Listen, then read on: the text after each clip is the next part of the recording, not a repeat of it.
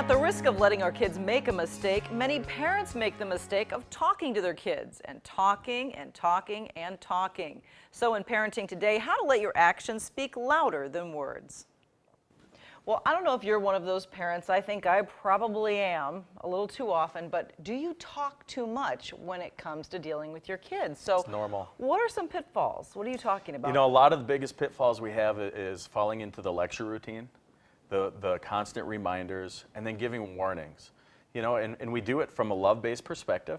A lot of parents do it because they want the kids to finally tune in and dial in and do the right thing. And parents are afraid they're just not getting through, Right. so they think And if teachers- they say it more and more, that it'll finally click, and that Yeah. isn't necessarily the case. You know, and teachers fall into that trap too, and I can talk from a teacher's perspective. It's totally normal, but what can we do instead?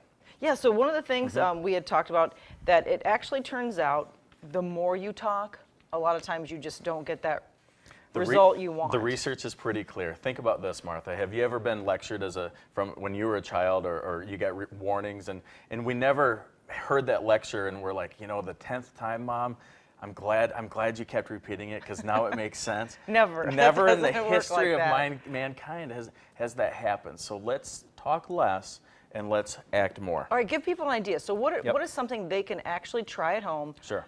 in a difficult situation to get their kids to learn? Well, we always deliver consequences with empathy. And empathy it really involves two things. A short little phrase, and our tone needs to match. So in my house, it's, oh, bummer.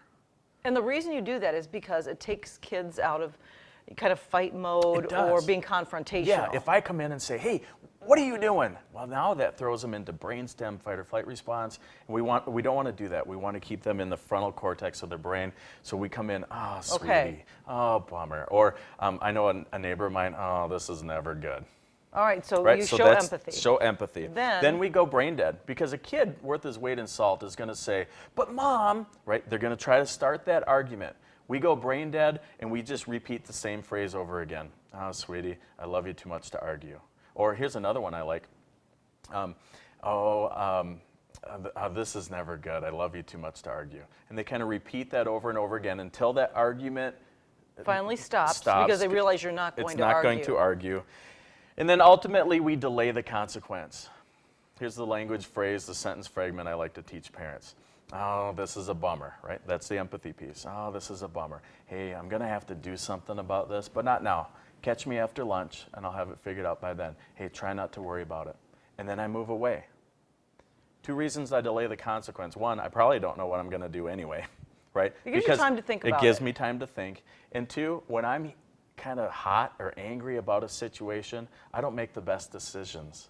So I'm going to wait till we're all calm and we're all relaxed. And then you can talk about it. Absolutely. So we need to just remember, speak less and let our actions speak the volume. All right, very good. Thanks Thanks. a lot, Chris. Absolutely. For more parenting tips, just head to news8000.com.